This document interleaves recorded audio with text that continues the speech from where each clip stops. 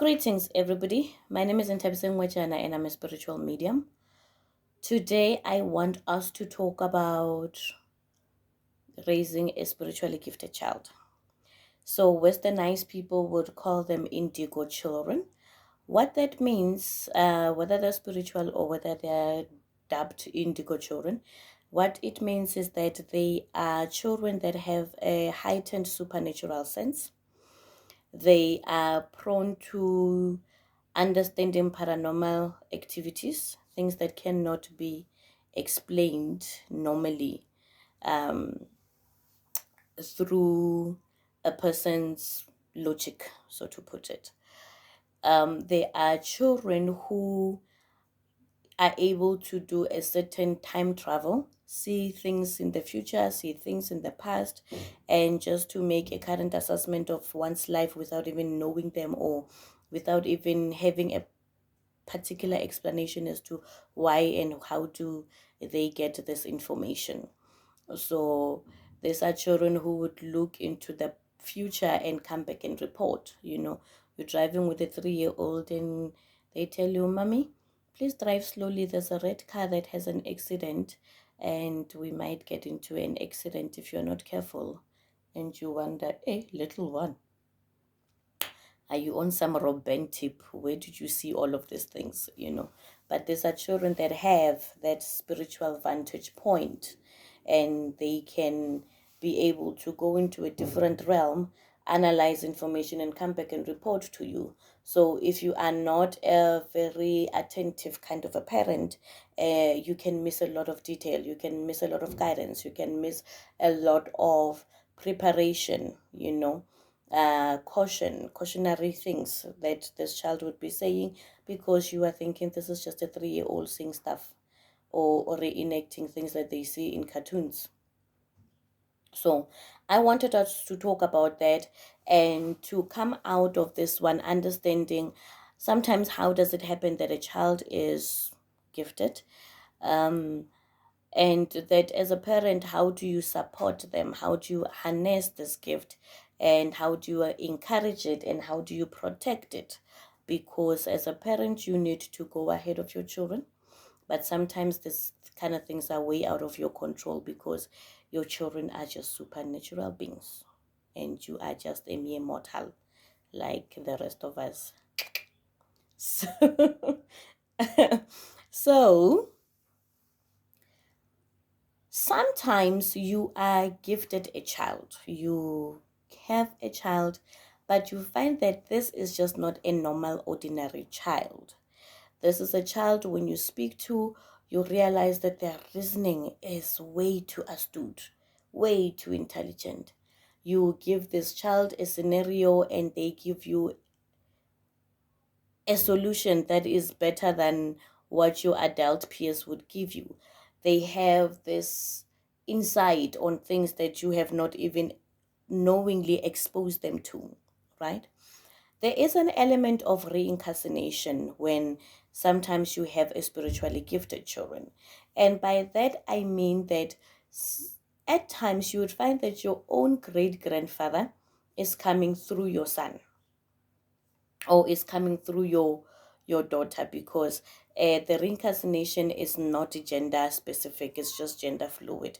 A soul can come and assume a certain body even if it wasn't of the previous gender, right? This is what we call lifetime readings, where a person would come out of this lifetime, a person would die from a physical realm, like right now, Dubs, Mdala is gone, all to find out that Mdala wants to come back through one of the children that are going to be born in the family, right? Whether it's a female or whether it's a male, that Mdala will reenact and continue having their life through this child or continue being with us through this child. So sometimes we raise children that are way older than us, whose souls have been here, are still here, and they are yet to be there. You see, that have done a whole life cycle turn and they've still come back to be with us. In this case, we need to change nappies, we need to feed them, but you find that this person has a soul of your great-grandmother, of your mother, of somebody that has departed, and they're coming back through this child. So with that reincarnation, certain gifts are also given. So now imagine if you are raising a 2-year-old with the mind of an 85-year-old. That's the kind of a thing. Your interactions will be different. The quality of relationship will be different. So when you are not aware of these things, you will always think, oh, this child is back chatting. This child knows too much. Hey, when I when normally you would say something, but when because you are not, and because there's just the vocabulary of a 4-year-old, this person can say, you are so right, bona. Ke nna ragolo madome. But that's the kind of dynamic that you'll be faced with. So these children, they are brought into our families for a reason, either to guide us, either to warn us, either just to edify our lives. You would find they have a vivacious personality. They're everybody's favorite child. They are entertainers. They talk too much. They love people. They are dancing around. They have a butterfly spirit.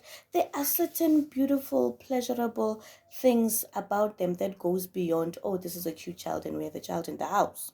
There's something extra about them. I mean, you would recognize these kids.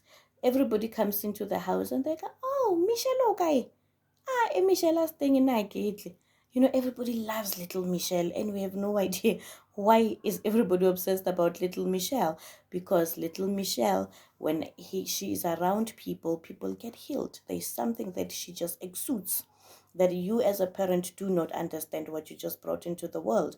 But little Michelle understands that I am here and I'm here to provide a national service, and that's why she would put on a show. Or you find that this child is just amazingly affectionate and she just hugs people because her own spiritual mandate understands why she is here. These people would be real empaths. They would have a real sense of, you are hurt, I feel it too. You are not okay. What is wrong? Don't hide your emotions. Talk to me. And so when you are not aware that this child can actually can take the information that you give them, because at the same time there's an interaction of healing that is happening. They are giving you their energy and now you are offloading and you realize, I'm so healed whatever after speaking to little Michelle. That child is so lovely. And when are you thinking you're overburdening a child? Yes, obviously there are lines, let's be clear. There are lines as to what it is that you can share with your children, but some of these children are there to heal you. They are there to give you a better sense of the world, give you a better sense of your own self, right? So that is why I then earlier said these children get to be born just to edify you, edify our lives. When you are faced with raising a child, or when you starting to recognize that what this child says is kind of profound, make notes of what this child says, make notes of such things so that you are aware and you realize their own speciality. There's a chance for you to understand that, no, when I talk to this child about a particular thing, then they would respond in a particular way. So as to mark their area of specialization. I hope I'm making sense to you. Sometimes they would just be generally astute, generally wise, because they have it in them to offer you good advice, to offer you good guidance, right? Sometimes they would just specify, specialize. There are children who would look at a situation and say, Mommy, there's going to be a funeral in the street, that Koko Kamola is going to pass away. Then you realize that, okay, this child has a gift of standing in the gate between life and death, and that's why they're able to sit there and recognize what is happening, observe it, and come back and report it to you.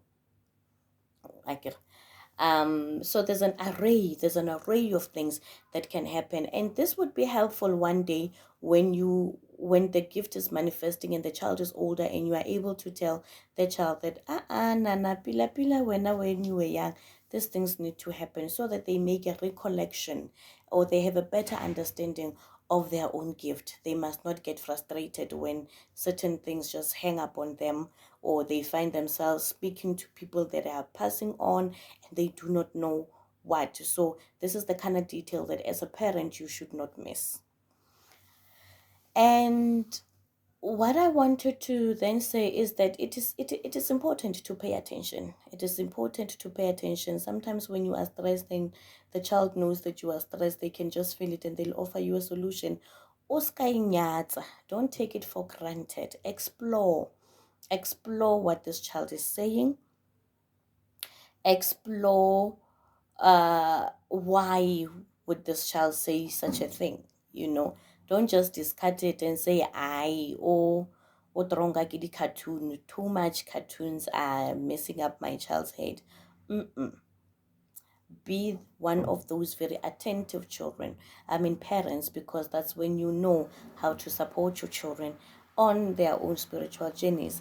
And the other thing is that you are the first frame of reference. So if the mommy does not believe in the things that I say, and this is my reality, one day these children will have a difficulty saving the world with what they have, because every time they say something, the mother says, I suga wena, I suga wena, o bolela eng. You see, so you need to learn how to observe these things and how to cultivate them and how to nurture them and how to guide them, because everybody needs guidance in this world. So even if you are spiritually gifted, you even need even more guidance, so that you are not open to manipulation, you are not open to many other things. I normally say that when you have discovered that you have such a gifted child, use them, because what happens is that the universal principles of living, your general universal laws, hardly ever says no to children like this one, like these ones. So you are praying for something, I would normally advise that pull this one, get this little one to sit here, let's pray. We are praying for a promotion. Are mama wants a promotion, kneel, let's pray. Because the spirit hardly ever says no to this kind of children. So use them for your own benefit. Don't abuse them, but get them to be the primary intercessors for you in the next realm, right? So sometimes you find that you yourself have the gift and you did not know about it, or you refused to practice it, and it comes through the child. So that element of you cannot give birth to what you are not comes through. Nakong, it is your own gift and it's just continuing via the child. So it's proper. It's proper that you try to learn certain things and not to look at it and say, not my children are not going to go through these things, because once it's there, it is there. There are negative impacts. There are negative impacts to having a child who is gifted in this way, that whatever negative energy, they get to absorb it first. So they become like the security guards in the spirit for us. So when there is some witchcraft happening there by the gate and people are sprinkling their own paprikas, this child would pick these energies up. They would be unsettled. They would not be able to express themselves, because, listen, at the end of the day, you are dealing with the vocabulary of a 10-year-old, of a 9-year-old, and they just do not know what they're experiencing. But how their behavior would change, will also alert a parent to say something is up. Sometimes they would just tell you, whatever. Take heed. Take heed. Children don't just thumb suck things, regardless of how many times you find them with their thumb in their mouth. But you hardly ever have, it happens that you hardly ever find it where they just thumb suck this kind of information. So now they become the head of security in the spiritual realm, because they are the gate. They're standing at the gate to say, Mommy, somebody was here. There's an intruder in the spirit. Attend it. Daddy, there's something that's happening. Please attend it. So it helps. It helps if you are really a vigilant kind of a parent. Over time, when these children are not allowed to exercise the gift, or they are not guided, the gift will work against them. You will find that the child suddenly becomes quite reclusive, doesn't want to associate, doesn't want to play with other people because they are forever being followed by some modala out there, or what they see other children don't see, right? um, then they would feel that it's a self-esteem issue and want to draw back. It's an acceptance issue and want to draw back. It's a belonging issue and want to draw back. Sometimes these children grow to have addiction issues because they're forever looking for an escapism from the normal world. Their world is normal in a different way, or sometimes they feel I cannot for the life of me adjust to this world. So my normal and their normal is not quite the same, because when you are gifted, normally say you live 85% of your life in the spiritual realm and 15% here in the physical. So when you find that their 85% is located elsewhere and they are socializing with people and they are happier in a different way, and when they come here to the 15%, they realize I can't cope, I don't belong, people don't accept me, and I talk about things that people don't identify with. So these kind of things can then trouble a child, and they would get into things like getting intoxicated or having unruly behavior and all of this things that normally cause social ills. So it's quite important for you to understand. And nakongwe, it just helps to find a spiritual person to let you understand what kind of a gift does this person have, where do they get it from, and how will they ever get to execute it, right? Because as a parent, you don't know it all, and you are a primary caregiver of this little individual that is placed in your lap, but you find they are far greater than you could ever imagine. So pray with the children, pray for the children, pray about the children, and normally do not relent your own spiritual covering as a parent. And this is what I mean. When you have a child, you are the primary spiritual care for the child. You know, you would find a person saying, when you want to get through my child, you must come through me first. It's a universal principle. It's a spiritual principle. That's why you would then have people sometimes saying, no, they are taking me through my children, you know, because now you are the spiritual keeper, head of your children. Your children are in here. So whatever you say about your children, it will happen. That is why when you are praying, then you are becoming a spiritual covering for your own children, you know. And let me give you one example, the power of agreement. There, long time ago, you would find a cute little baby. They have their own ponytail there, and they're cute. And somebody would say, "Mpengwana how?" And you're like, "Oh, otlo motse." You have no idea what you just agreed to. You've relented your own spiritual covering over a child. Because when this person says, oh, mpengwana, oh, you don't know their intentions. You don't know from which point is this thing coming. And when you say, you can't get surprised when at night you think this child is walking out, the child is facing the window because somebody utlile atlo motseya. So hence I'm saying, when you are having this kind of children, it is important for you to maintain your spiritual covering over the child. And that's why I say, pray for your children, cover them, ask God, ask your ancestors to protect these children, to help you, to guide you, to, you know, sometimes even be privy to what these children are seeing, so that you understand the world that they live in. It is very difficult to raise a spiritually gifted child. I know for my mom it has not been easy.